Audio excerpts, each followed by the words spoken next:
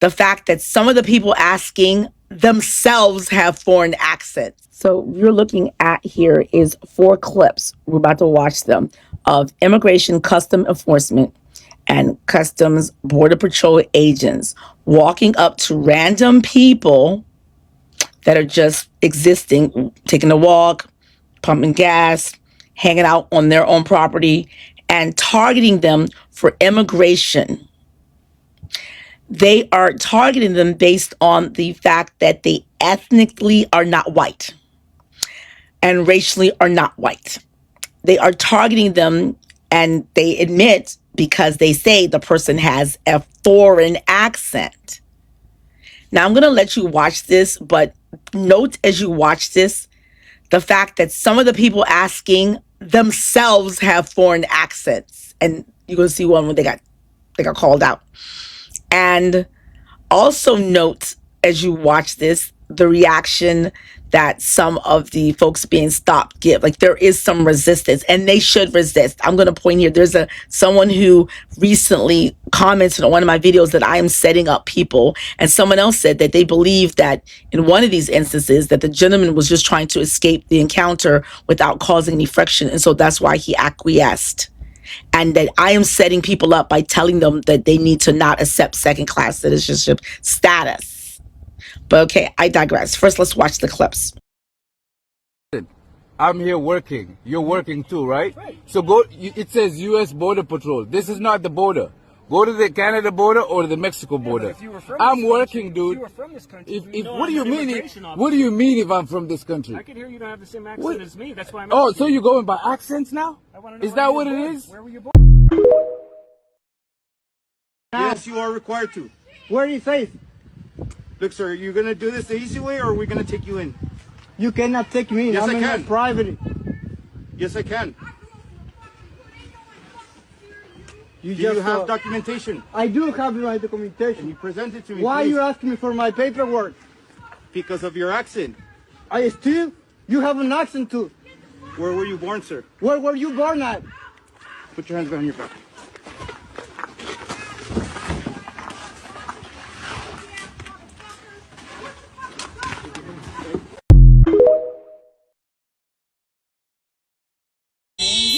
Do you have an ID on you, ma'am? I don't need an ID to walk around in my city. This is my Okay, city. do you have This is some my ID home. then, please? I don't need an If ID. not, we're going to put you in the vehicle and we're going to ID you. ID. Huh? I'm not going to take out, you take out your ID. You don't have an ID? I'm not going to take out an ID. Hey man, it's I am it's U.S. gonna happen either citizen. way. I am U.S. citizen. All right, can we see an ID, please? I am U.S. citizen. I don't need to carry around an ID in my home. Well, this is my you, home. Where were you born? This is my home. Where were you born? Minneapolis is my home. Ma'am, that's not, This we're is- doing an immigration check, we're doing a this is- citizen this check, is- this is and where- we're asking you where you were born. This is where I belong. This is my home. Ma'am, you and can belong here, but where were you born? And I am not going to give you an ID. Then we're going to put you in the vehicle until we can ID you. I belong here. I should be walking around here free. I shouldn't be afraid in my life at this point. Ma'am, do you have an You ID making to me give a us? skirt?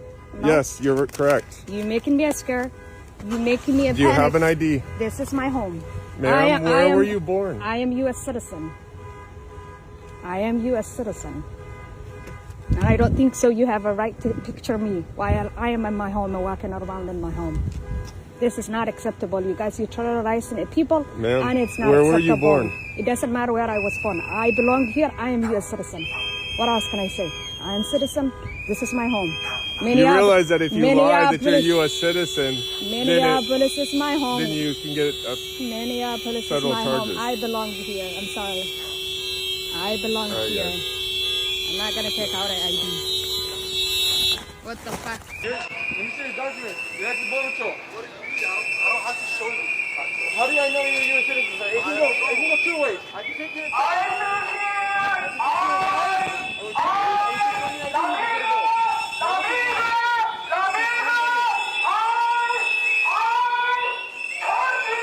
Where were you born? Where were you born? Africa? Are you a U.S. citizen or you got naturalized? U.S. You're naturalized? What year?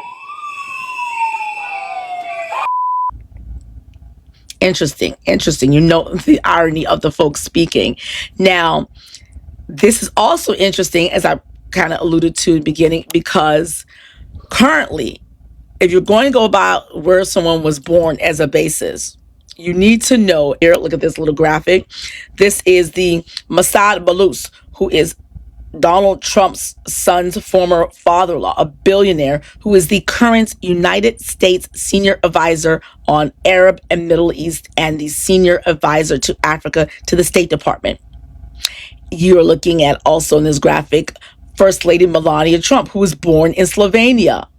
Boulos was born in Lebanon. Sergey Gore, Donald Trump's current U.S. ambassador to India, was born in Russia. All three of these people are American, though they were born someplace else.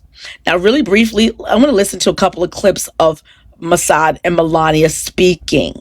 Let's listen to them. And first of all, it's not a new issue. This is an issue that has been pending for decades. But was it helpful for them to poke the bear? They were, well, they're free to have these relationships and these partnerships, and the United States so far has not changed its position.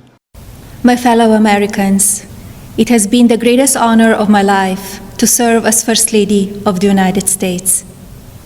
I have been inspired by incredible Americans across our country who lift up our communities.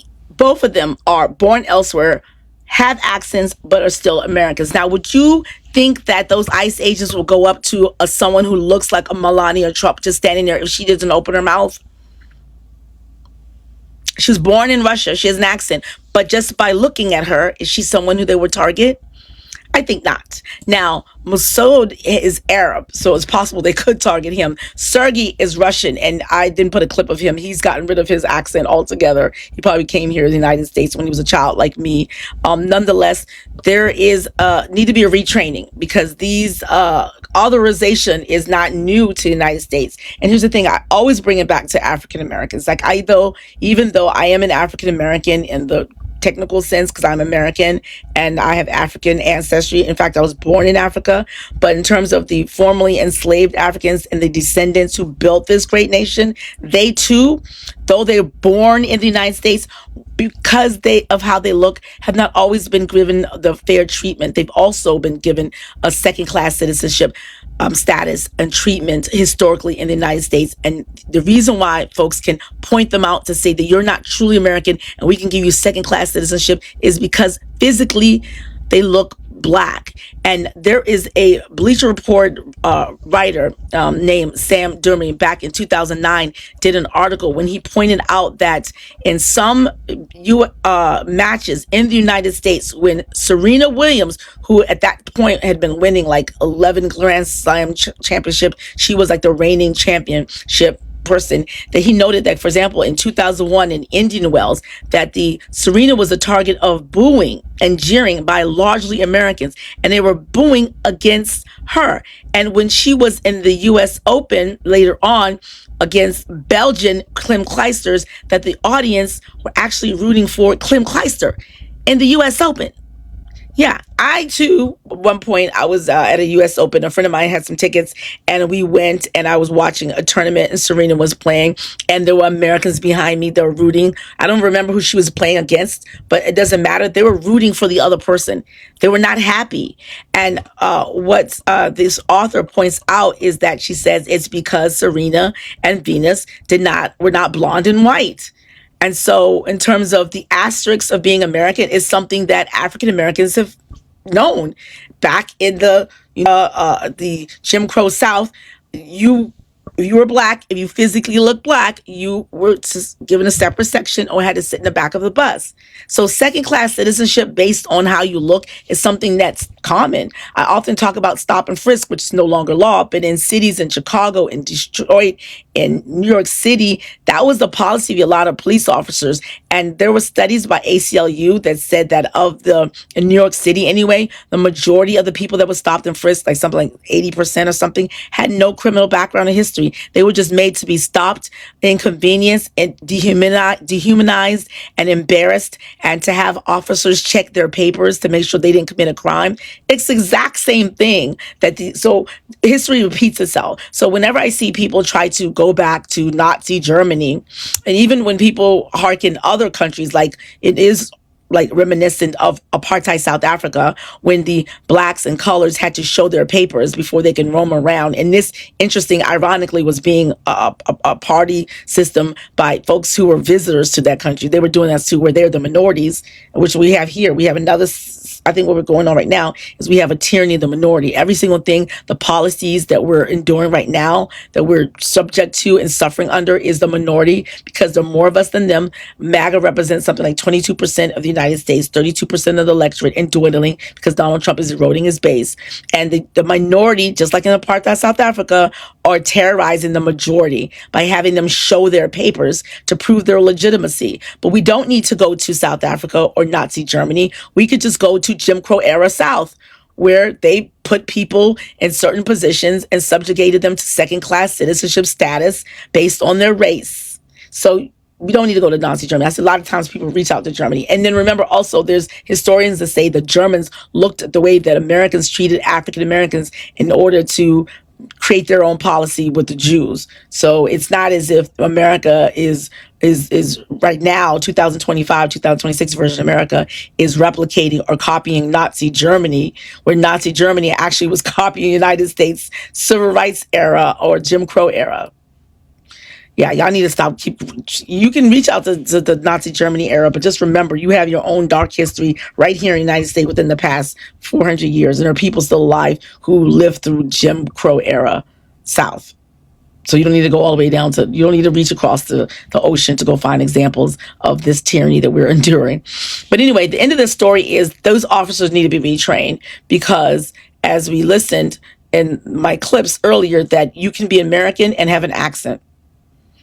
So the otherization, the irony of people who are policing communities when they themselves aren't protected by those same rules that they're policing others against. There's a mirror that's being held up to the United States right now. We're realizing our own history has been dark when it relates to otherization of people. And it's high time. I think all of this is causing us to actually open our eyes, because I believe as people watch this, some of you who are watching this never ever thought of that lens, never ever considered the fact that this is a pattern. This is something that Americans have dealt with, and this is something that Americans do, and it's part of us, and it is us. When people say this isn't us, yes, it is. It has been us. It was us like a few years ago. It was us 100 years ago. It continues to be us. So let's acknowledge the fact that it is what it is, and let's say we're going to move forward. This is JJ Legal, Each One Teach One. If you would like to get more, I would invite you to like, subscribe, follow for more, share this video, head over to jjlegal.com to pick up a Trump Survivor Kit, and you get that in exchange for email. So I'll send you all my videos as I create them. And yeah, you get my merch. Oh, check out this shirt here.